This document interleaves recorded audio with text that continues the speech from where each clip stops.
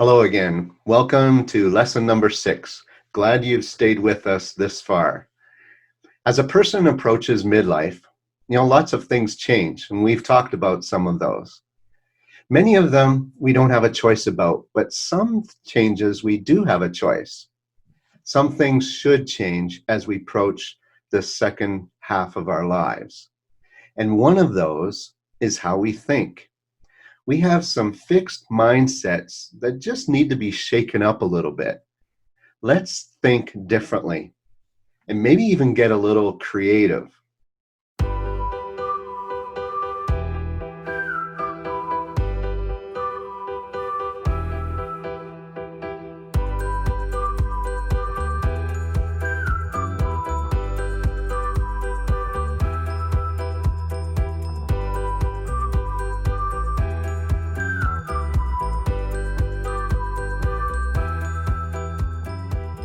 So I suppose that's the humorous side of being creative. At least some of them seemed humorous. Some of them seemed a little dangerous. But how does a person think like that and then think it's a good idea? Well, being creative expands our horizons and our beliefs about what's possible. And it's all the work of an incredible creation, our brain. In fact, our brains have way more capacity than what we ever realized. We have a quadrillion connections potential in our mind. We don't use near those potentials. And the anatomy of the brain, you know well, is two halves. There's the right and the left. They're different, and yet they collaborate together. And since the 1800s, we've known that the left side was really important for speech and language. But no one really knew what the right side was for until about the 1950s, which is relatively recent, actually, in science. And today, here's how we understand the two halves of the brain and how they work together. It's a bit of a chart in your curriculum here for this. The left brain, we're finding, is more the details of a picture that lead to a big picture. And so the left brain tends to zero down to the logical side, the sequential, the literal, the analytical, and how to judge things and differentiate things. And so this is the side that people use typically to do work like computer programming and accounting and architecture. And our whole modern world and education system has really emphasized this side of the brain. However, there is the right side of the brain that is just as important. And this side of the brain tends to start with the big picture and then head toward details. So it will typically work on things like synthesis and emotion, context, scope, vision, story, art.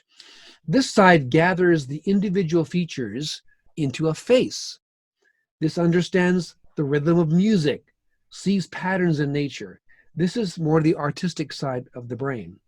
And these are both really important. In today's world, we're finding that you need both worlds. The left brain is still important, but it's not sufficient. There is a call and a requirement in our new upcoming world here, and for the second half, actually, that looks more to the right brain, which talks about the design and story and symphony, in empathy, play and laughter, the meaning of life, confidence and peace. These are the elements that we really are yearning for in our deepest spirit, which become more urgent in the second half of life. And so we want to encourage you to expand your thinking to include both halves of your brain. In fact, the very first book we gave you was a book that had both in it, which some of you may have found frustrating. But actually, it's important for you to think whole-brained, because that's where the creativity and the new ideas and the innovation is going to come for the second half. Now, we make jokes about the left half and the right half of the brain. In fact, some believe in general that males are more left-brained and women are more right-brained. And here's a little video that just shows that funny story. It's just there's all this pressure, you know? And sometimes it feels like it's right up on me, and I can just feel it, like literally feel it in my head, and it's relentless. And I don't know if it's going to stop. I mean, that's the thing that scares me the most, is that I don't know if it's ever going to stop. Yeah. Well, you do have a nail in your head. It is not about the nail. Are you sure? Because, I mean, I'll bet if we got that out of there... Stop trying to fix it. No, I'm not trying to fix it. I'm just pointing out that maybe the nail is causing... You always do this. You always try to fix things when what I really need is for you to just listen. Yeah, see, I don't think that is what you need. I think what you need is to get the nail See, out. you're not even listening now. Okay, fine. I will listen. Fine. It's just... Sometimes it's like there's this achy... I don't know what it is. And I'm not sleeping very well at all. And all my sweaters are snagged. I mean, all of them. Yeah, that sounds really hard. It is. Thank you. Ow! Oh, come on. If you would just... Don't... Try to see things my way. Do I have to keep on talking till... All right. Well, let's do another little test. I'm going to show you a picture, and you write down what you see.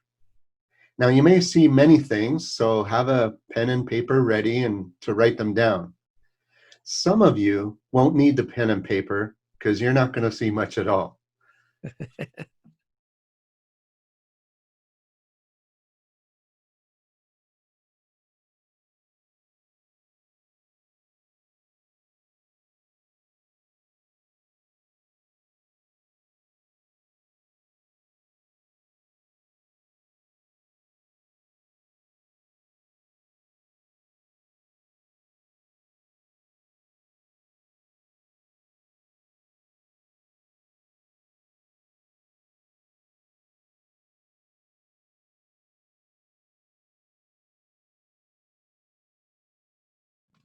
So as we've done this over and over throughout the years, we have people seeing everything from oceans and mountains to ancient warriors to Jesus on the cross.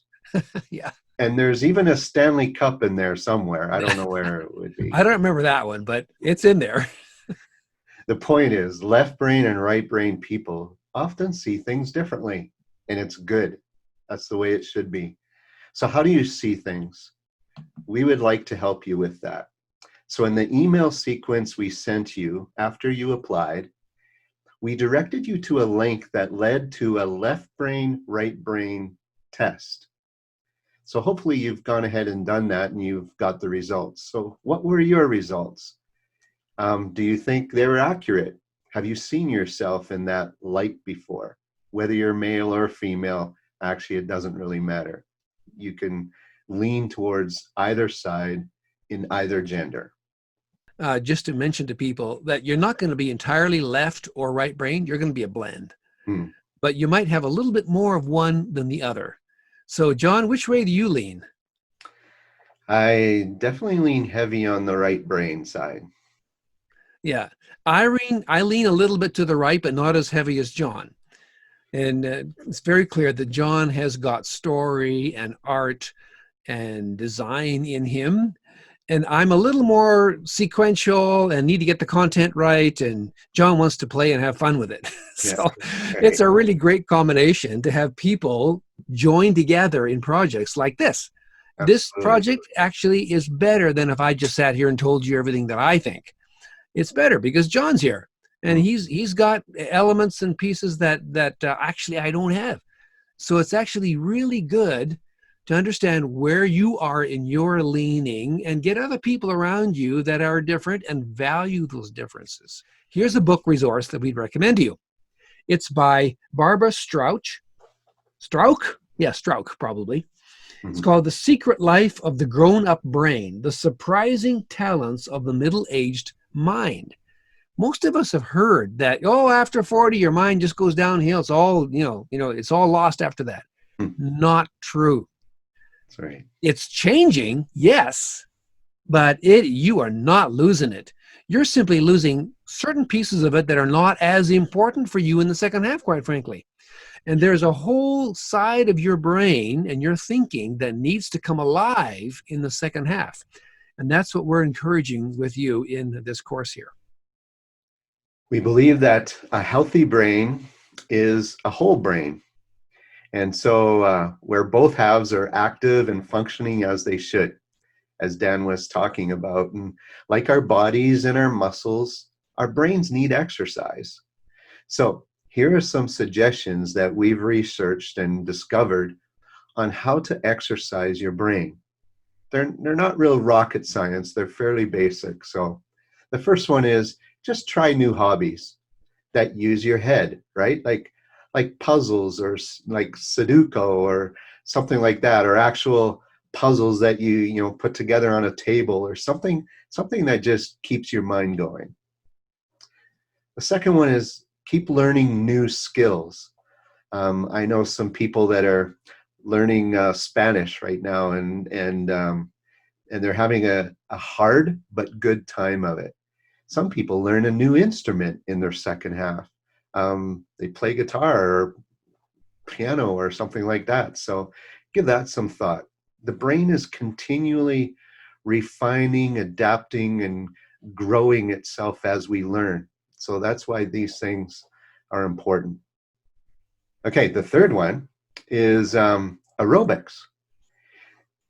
And you might think, well, aerobics, how does that help your brain? Well, when you increase blood flow to the brain, that can decrease the impact of depression and even dementia. And so these are scientific things that have been revealed to public at large. So you can Google them and find them out for yourself. But those are 3 things that you can do to help exercise your brain. In the next video, we'll actually be talking about 2 good exercises for your brain.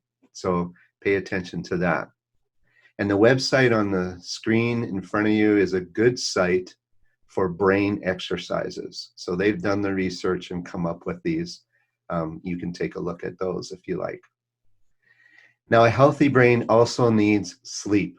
Again, like our bodies and our muscles, our brain needs rest and restoration. So take measures to get a good sleep. It's worth the investment. And I know some people in the second half struggle with getting a good sleep. But if you need a different pillow or mattress, people will say it's often worth the investment. And find a way to reduce stress during the day. Take a walk, listen to music, something during the day that just calms you down. And then lastly, eat well and drink lots of water. And just a point here, coffee is not water. Okay, one's black, one's clear. The clear one is better. That's because John doesn't like coffee. He likes brown water called tea. Yeah, that's true. True, still Well, water. John, here's a little saying that I heard about eating. Yep. Eat your food like medicine, or you will end up eating medicine like food. That's pretty good, eh? Yeah, unfortunately, yes. Yeah. All right. In the next video, we'll be discussing 2 powerful ways to expand your horizons and exercise your brain.